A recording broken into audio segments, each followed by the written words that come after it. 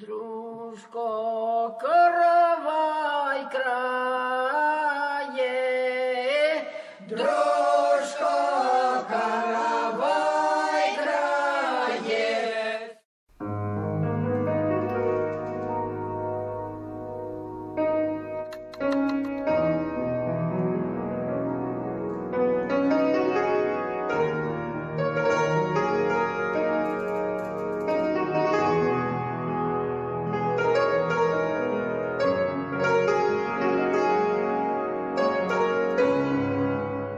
Ильмир, здравствуйте.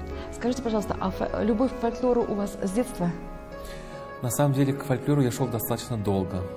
В детстве мне, наоборот, казалось, что это очень такая... это было мне не близко, скажем так. Я воспитывался как именно классический, академический композитор. Сначала просто музыкальная школа, просто музыкант. Я играл на фортепиано, потом музыкальное училище. И только потом я начал учиться уже непосредственно композиции. И только в годы обучения в консерватории, я не знаю, может быть, это связано с тем, что я приехал в Казань, такой достаточно богатый этнографический регион. Может быть, это связано, что я сам дозрел до этого. Но в какой-то момент я начал чувствовать, что вообще фольклор, мне кажется, это вершина музыкального искусства, которое только есть у человечества. Потому что это то, что проверено веками, а то и тысячелетиями. Я, по, так сказать, своей профессии, я, конечно, очень много анализирую музыки, слушаю музыку, как она сделана, как она работает, какое она воздействие имеет на человека. Я всегда искренне удивлялся, до сих пор удивляюсь, в фольклоре бывают там 2-3 ноты, которые настолько тебя сильно захватывают, и сложнейшие конструкции академической музыки и симфонической музыки порой не имеют такого воздействия, насколько имеет фольклор. И у меня ощущение, что, конечно, фольклор — это не просто музыка. Это немножко что-то еще другое внутри себя. Это на каком-то психофизическом уровне на нас воздействует. Иногда мы даже не понимаем, что вообще происходит, а становится тепло внутри от самого даже тембра звучания фольклорного голоса. Причем я фольклор понимаю очень широко. Это фольклор не только там, моего народа или там соседних народов. Это не только музыка, это элементы костюма. Это, мне кажется, вообще общемировая практика. Что бы вы ни послушали, что бы вы ни посмотрели, всегда то, что идет испокон веков у народов мира, у любого народа мира, это всегда какой-то отдельный космос. Поэтому на самом деле, я очарованный фольклором человек, и мне кажется, мне еще учиться и учиться, и это вообще непостижимо, конечно.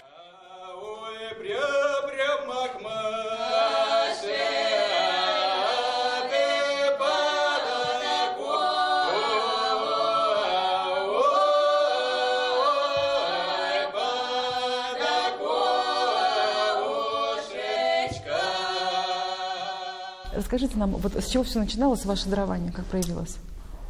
Родился я в Ульяновске, не в Казани, не в Татарстане, в татарской семье. И музыкой начал заниматься довольно-таки поздно. По музыкальным меркам так вообще поздно, только в 11 лет. Музыкой я интересовался с самого раннего детства, но мне даже в голову не приходило, что ей можно вообще заниматься профессионально, и этому можно учиться. И в 10 лет я начал как-то замечать, что есть люди, которые рядом оказывались люди, которые в какой-то степени умели играть на музыкальных инструментах, в какой-то степени как-то были связаны с музыкой. Я почувствовал, что мне не только интересно играть чужую музыку, а я вообще могу какую-то свою музыку придумывать, комбинировать какие-то аккорды, созвучия, ритмы какие-то искать. Начал это записывать. У нас параллельно с этим появился такой предмет развития творческих навыков, которые вели в нашей музыкальной школе. Это как-то так совпало. Я знаю, что это вообще не везде это есть, а у нас это было, и писали все дети музыку, все. Мы какие-то, у нас была тема, допустим, у нас сегодня тема танцы, и там полька, что такое полька, там вальс, танго, там какие-то ритмические формулы нам показывали для партии левой руки, а мелодии мы придумывали сами. И этот предмет, он потом как-то закончился, и эта страсть, она во мне продолжилась. Я начал писать музыку уже и без этого предмета, я начал писать какие-то сонаты, какие-то пьесы. Мне захотелось писать не только для фортепиано, а для скрипки. У меня, помню, первая была пьеса, помимо фортепиано, там для голоса, хоть и песню я написал. И, в общем, шаг за шагом меня заметили, что вот этот мальчик безусловно вот пишет музыку, и меня отвели уже к профессиональному композитору, к педагогу, с которым я начал заниматься. И потом к ней же поступил в музыкальное училище, зовут ее Ольга Владимировна Бурова, я ее называю своей второй мамой.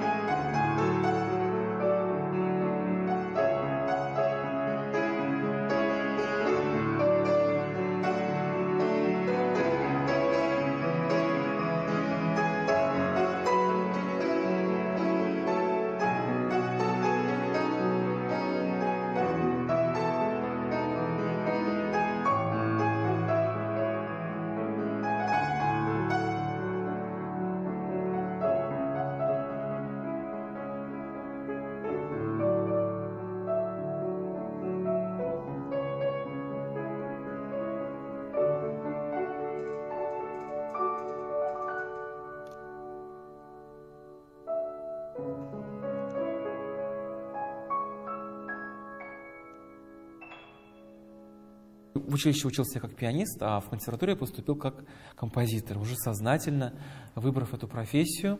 В класс профессора Анатолия Борисовича Лупова. Замечательный композитор. Да? Замечательный композитор. У него огромное количество выпускников, совершенно разных. И он до сих пор работает. Ему 89 лет на сегодняшний день. И он, конечно, для нас такой вот прям пример трудоспособности, именно вот отношения к жизни, такого горения, что ли. Он до сих пор в музыке, он это все очень любит. Огромной энергии человека. И вот этой энергией он нас всех всегда заражал и заражает. У нас есть очень интересный вид задания в консерватории. Он называется фольклорная обработка. То есть каждый композитор раз в год должен написать сочинение на основе, базируясь на каком-то фольклорном материале. Иногда ты свободно выбираешь этот материал, иногда есть какая-то обязательность, то есть, там, допустим, это именно там татарские песни, или там тюркских народов, или это, наоборот, финно-угорских народов. Я сделал такие 3 работы, и особенно мне вот дороги 2 из них, ну такая первая была проба пера, скажем так, а вот 2 другие, я помню, меня очень сильно впечатлил «Плач невесты», в чувашском фольклоре. Меня вообще поразила эта традиция, вот именно «Плач невесты». И я помню, у нас был концерт, у нас есть замечательный фольклорный ансамбль в консерватории, и они вот несколько раз в год делают такие этнографические концерты, где они исполняют именно в аутентичной вот манере, без всяких примесей, обработок, стараясь воссоздать это в первоначальном виде, вот этот вот фольклор. И я был на этом концерте, меня настолько сильно впечатлило, что я этот потом «Плач невесты» взял и обрамил, скажем так, музыкальными инструментами. Я взял гитару, альт, и сделал такое вот трио. И мне кажется, получилось достаточно как-то своеобразно интересно. Это вот такой вот был первый для меня опыт именно столкновения с таким вот именно аутентичным фольклором. Я помню, даже когда мы репетировали, конечно, я все записал там нотами, но я понимал, что даже вот именно само интонирование, само вот звукоизвлечение, оно как-то с инструмент, вот этот народный голос с нашими инструментами такими традиционными, он как-то вступает в такую очень интересную связь, потому что это совершенно разная природа просто звукоизвлечения даже. Как-то это все резонировало, как-то так по-странному, очень было интересно. То есть вот, ну, условно говоря, я пишу ноту до для альта, и ноту до как бы поет певица. Но это совершенно разные ноты до. Это какие-то две вселенные.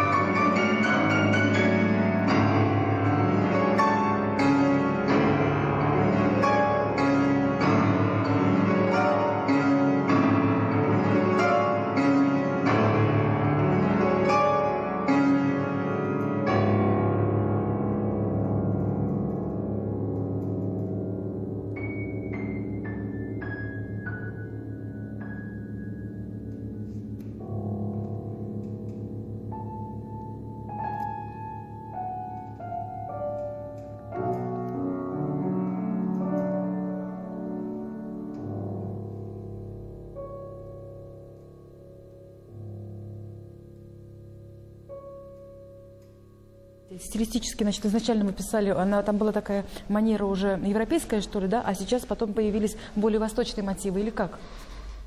Когда я жил в Ульяновске, конечно, я знал татарскую музыку, я ее слышал дома, мы слушали песни татарские всегда, и народные, и какие-то эстрадные, и были на концертах. Я сам учился определенный период времени в татарской школе в Ульяновске. Но, тем не менее, конечно, именно так вот глубоко в татарскую музыку у меня проникнуть возможности не было. В Ульяновске все-таки это в большей степени такой русский город. И мое основательное такое знакомство с татарской музыкой, оно, конечно, произошло, когда я приехал в Казань в 19 лет. Я понял, что, ну, во-первых, я сам татарин, я знаю язык. И... Это очень похвально, конечно. Спасибо большое, мне кажется, это очень важно вообще, конечно, это очень важно. И когда я приехал сюда, мне захотелось самому глубже это все изучить, глубже это все узнать. И мои первые сочинения на татарском языке, да, на основе татарской литературы, с татарским мелосом, с элементом татарской мелодики, они, конечно, появились только в Казани уже.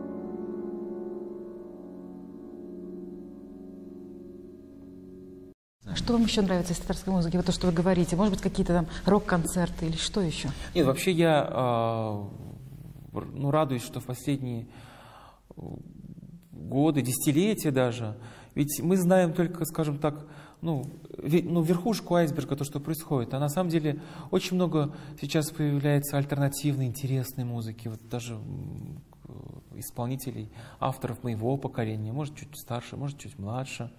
Я очень люблю творчество. Есть такой замечательный певец, исполнитель Мубай, допустим. Он очень своеобразно преподносит фольклор, но с элементами и джаза, и блюза, и кантри-музыки. Это настолько звучит органично. Мы в этом году, как вообще не год, в прошлом уже, делали с ним вместе спектакль, где он исполнял мунаджаты, традиционную фольклорную, то есть духовную татарскую музыку.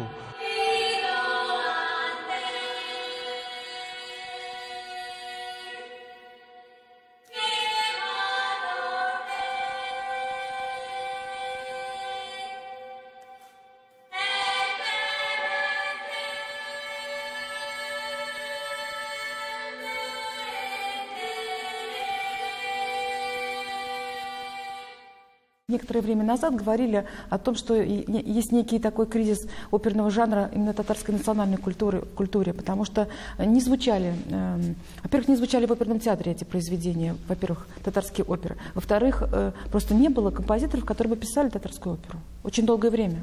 А как вы к этому жанру обратились? И все-таки он такой национальный, у вас татарская опера, да, получилась? Да, мой спектакль называется «Черная палата», «Хорапулат», он посвящен истории булгар. И в Булгарах, наверное, одно из самых хорошо сохранившихся зданий, да, по сей день, это вот именно вот эта «Черная палата» и легенда о 12 девушках, которые там были сожжены. Есть такая легенда в поисках ханской дочери, которая считала, что она в огне не горит. И взяв за основу эту легенду, Ренат Харис, народный поэт Республики Татарстан, написал либретто, я написал музыку, мы создали это музыкальное произведение, музыкально-театральное произведение, и 3 года назад состоялась премьера.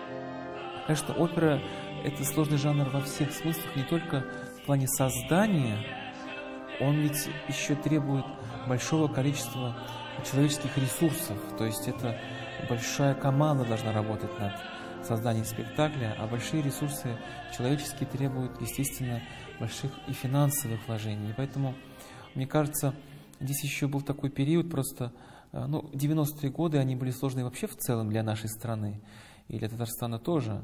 И мне кажется, вот тот период, который был, советской власти, ведь много писалось достаточно опер, у Жиганова много опер, и они все ставились, и как бы вот этот вектор был намечен, был заложен фундамент, и потом, к сожалению, вот он прервался, скажем так, но мне кажется, сейчас идет даже некое возрождение, что ли, этого всего, потому что буквально на днях состоялась премьера оперы «Симбика», Резида Ахеровой, также либретист Ренат Харис. До этого вот наша была премьера «Черной палаты» и еще много других.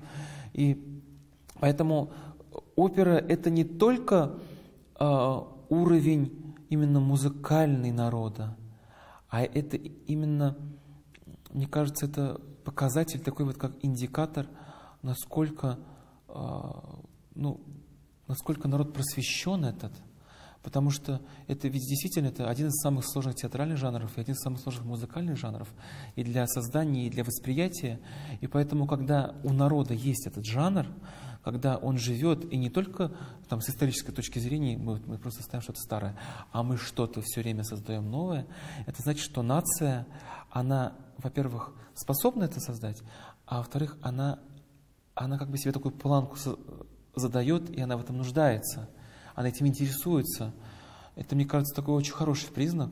И я очень рад, что вот сейчас есть такое большое положительное движение вот в эту сторону. Поэтому я сам, у меня и в планах делать скоро новое. То есть уже работать над чем-то, да? Планов на самом деле, конечно, много. Вот. Не будете об этом говорить? Нет, наша профессия такая, что нужно сделать, а потом сказать это. Лучше так.